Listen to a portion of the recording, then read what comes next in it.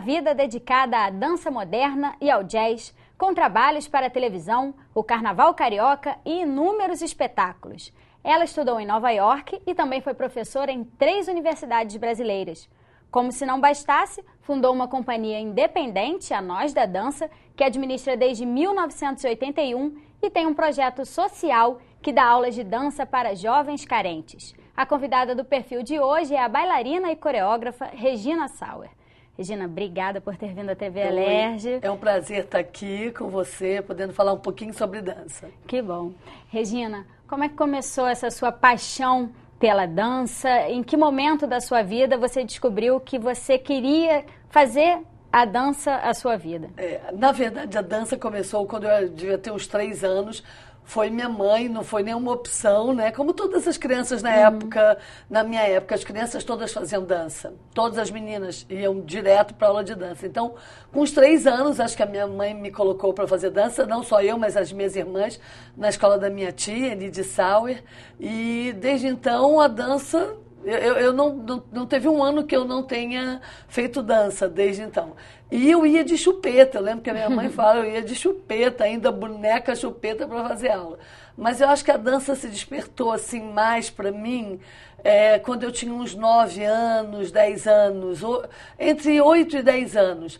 Que aí eu percebi que era isso que eu queria fazer, porque realmente era uma coisa que me completava, era uma linguagem que eu achava muito interessante, artística. Então, acho que começou a me tomar nessa idade. As minhas brincadeiras todas com as minhas irmãs era da gente dar aula de dança, era da gente dançar. E a família já tinha essa paixão, porque suas irmãs fizeram e você estudava na escola da sua tia. Toda a minha família já dançou, exatamente. A minha tia tinha uma escola muito... era uma das poucas escolas na época, né? Anos 60. Então, era lotado. As meninas todas faziam... Muita gente fazia aula lá, tinha mais de 1000 alunos. E eu e minhas irmãs, minhas primas, todo mundo fazia aula lá. E é legal porque, assim, meu irmão também, que é o caçula, também veio a fazer dança depois. Então, que devia ser uma coisa rara naquela época, o menino fazer dança. Ou seja, a família toda dança. E você falou que com 9 anos você viu que aquilo era o que você queria fazer. E como é que você encaminhou isso para virar uma profissional? É um caminho meio estranho, né? Porque eu acho que a dança, ela toma a gente. Né? A gente não escolhe muito, sabe? Ela começa a fazer parte da gente, primeiro um pedaço, depois vai aumentando e vira um todo. E eu acho que foi meio sem querer. Eu continuei fazendo aula, aí eu comecei muito nova ainda, com 13 anos eu comecei a dar aula, porque eu já parecia ter 18, então as pessoas achavam que eu já era uma adulta, eu tinha 13 anos só. E daí foi indo, então foi uma coisa muito natural na minha vida. Não teve essa coisa de quando você termina uma faculdade, por exemplo, e agora? Onde eu vou trabalhar, com o que eu vou trabalhar? Foi uma coisa muito natural. E você, em algum momento, precisou se especializar, você já dava aulas, precisou se especializar e mostrar também para sua família que era isso que você queria fazer da sua vida. Como é que foi a reação dos seus pais em relação a isso? Porque a gente sabe que os pais muitas vezes botam os filhos para fazer dança, mas como hobby, uma atividade física e não como uma coisa para ganhar a vida, né? E na época era bem isso, as pessoas botavam como botar a menina mais graciosa, fazer um exercício que faz bem à saúde, então era isso, mas ninguém queria muito que as meninas se tornassem profissionais. Na minha casa eu tive muito apoio da minha mãe sempre adorou, sempre quis, sempre acreditou. E meu pai era totalmente contra, totalmente, que achava que era uma profissão que não tinha uma boa remuneração, que não era uma profissão reconhecida, que era um meio de pessoas estranhas, assim, que só tinha drogado, que é absurdo, porque a gente com dança, a gente precisa ter total controle do nosso... A saúde completa, né? Muita saúde e controle do nosso físico. Então, assim, mas eu acho que isso é muito bom. A gente ter essas barreiras é sempre muito bom, porque você tem que acreditar mais no que você quer, você tem que batalhar mais para conquistar o seu espaço. Então, eu acho que todas essas pequenas interferências dizendo não à sua escolha, eu acho que elas são positivas de alguma maneira. Né? Porque ela reforça se realmente você quer aquilo ou se aquilo é só uma brincadeira. Então, assim, eu acho que me ajudou nesse ponto, dizer assim, não é isso que eu quero para minha vida, é isso que eu quero seguir. Eu entendo o que o meu pai falava, que é uma profissão muito difícil. Aqui no Brasil, é uma profissão que não é muito reconhecida, é muito ainda mal remunerada. As políticas mesmo ligadas à dança e de artes, no modo geral, elas não são uma coisa consistente, né? Esse ano você tem uma verba para realizar e você no ano seguinte não incerto, tem. Né? É muito incerto, você não consegue ter uma progressão no seu trabalho, ou então quando você tem, é muito pelo seu esforço individual e você bancando e financiando isso. Então eu entendo esse lado do meu pai, que realmente é difícil, né, você se bancar. E muitas vezes o próprio profissional fica um pouco frustrado porque queria se dedicar completamente à dança e às vezes tem que arrumar um trabalho paralelo porque só a dança não sustenta a família dele. Infelizmente a gente vê muito isso ainda. Pessoas ótimas, profissionais incríveis e que não conseguem dedicar 100% do seu tempo à dança porque tem que ganhar dinheiro. Às vezes eles ganham dançando, mas não é suficiente para se bancar, para alugar um apartamento, para comer, para pagar coisas. Então, tem pessoas que acabam fazendo paralelamente algumas outras atuações, né? Como fisioterapeuta, como professor de ginástica, enfim, coisas afins, mas que não são exatamente você estar se preparando para dançar. E como é que foi a sua experiência no exterior? Você diz que aqui no Brasil existe essa dificuldade, você estudou lá, se especializou, participou de companhias de dança lá. Como é que foi essa especialização? Bom, primeiro era um grande sonho para mim ir para Nova York estudar. Porque, não sei, quando eu tinha 18 anos, então você fica vendo aqueles musicais, né, os anúncios, ou pelo menos na televisão, e aí você fica querendo um pouco daquilo também.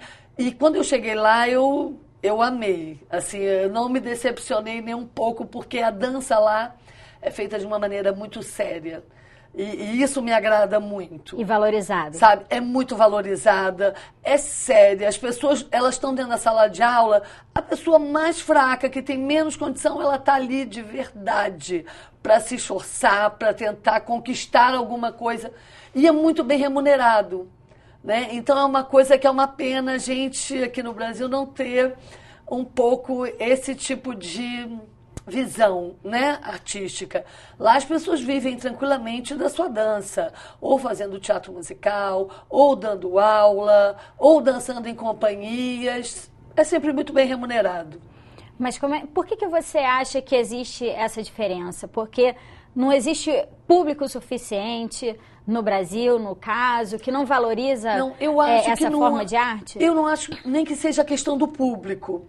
Eu acho que é muito mais uma questão da própria sociedade não encarar essa atividade artística e até outras atividades como uma profissão, como um trabalho que pode dar certo, que pode atrair um público grande, que pode gerar dinheiro, né? Então, eu acho que as pessoas, elas ainda têm um pouco são muito reticentes em relação à dança. E quantas vezes a gente não vem companhias de fora dançar aqui e lota? Os espetáculos ficam lotados, né? É viável, no preço caro. É viável. Então, eu tenho pena, assim, que a gente não invista mais, as nossas empresas, o próprio governo, não investam mais na atividade artística da dança.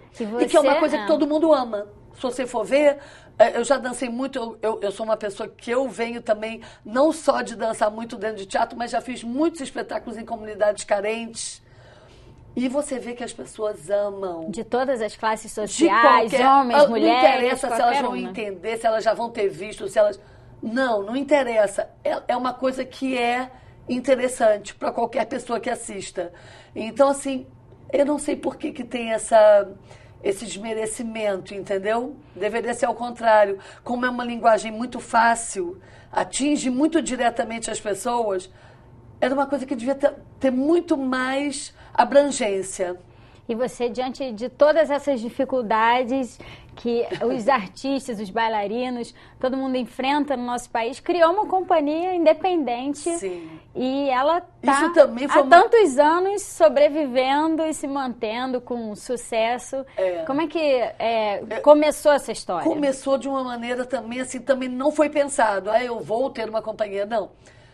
Eu tinha umas amigas, eu e algumas amigas fazíamos aula e a gente já era profissional, então a gente queria dançar mais. A gente já fazia televisão, comerciais, várias coisas, convenções. A gente queria dançar mais. E aí pintou uma oportunidade que o Inacem estava abrindo um teatro, que era o antigo Teresa Raquel, para espetáculos de dança novos. E a gente se inscreveu e a gente conseguiu, uma semana.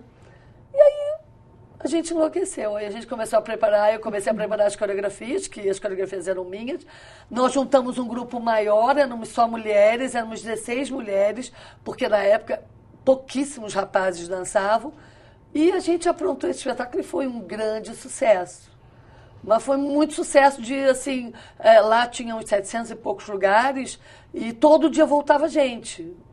Tipo assim, 100, 150, 200 pessoas, porque não cabia dentro do teatro. Então, assim, foi muito interessante. Nem a gente esperava isso, porque a gente fez porque a gente queria dançar. Então, foi muito, muito natural. Mas viu que podia dar certo. E a gente viu. E aí foi legal que meu pai viu que isso podia dar certo.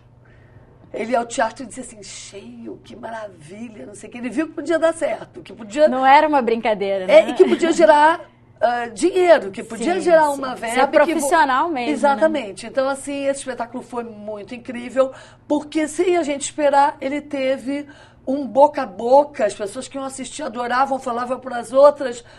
E a gente lotou, e a gente foi para outros teatros, lotou em outros teatros, e a gente foi viajar, e a coisa foi indo que a gente nem... Não era nossa pretensão, foi sem querer, e a coisa foi indo, né? Mas que é uma batalha a gente manter uma companhia durante 33 anos, que esse ano está completando, é uma batalha por causa disso que eu estou te falando. Nesse ano que a gente começou, foi tudo muito novidade, mas depois você manter é muito complicado. Porque aí um ano você tem patrocínio e você consegue fazer um espetáculo incrível com cenário, com figurino maravilhoso. Que além de tudo você tem que correr atrás desse aspecto financeiro, da além produção de fazer a parte toda, artística, sim, tem que fazer a parte financeira. Sim, então é muito complicado essa parte da verba, né? Claro que a gente pode fazer um espetáculo sem tanto apoio, mas cada vez fica mais difícil, porque você entra no teatro, você já tem gastos. Sim. Então, claro que o apoio ajuda bastante e, graças a Deus, a gente já conseguiu ter vários anos a companhia dançou com patrocínio. Mas, infelizmente, isso não é assim, seguido, né? Às vezes eu tenho um patrocínio incrível para um ano, eu fico 2 anos sem ter patrocínio. Não é Aí certo, eu tenho de né? novo. Então, isso é que é meio desestimulante. E nesse início, além de tudo, vocês não tinham uma base, né? Não. Tinham que por incrível, se a gente adequar aos arrumou lugares. um patrocínio para esse primeiro espetáculo. Então, o básico a gente conseguiu pagar. Mas era um espetáculo barato, então deu para levar bem. Mas, realmente, a manutenção disso é bem complicada. Regina, a gente vai fazer um pequeno intervalo e volta falando um pouquinho mais sobre o Nós da Dança no próximo bloco. É só um minutinho, a gente volta já já.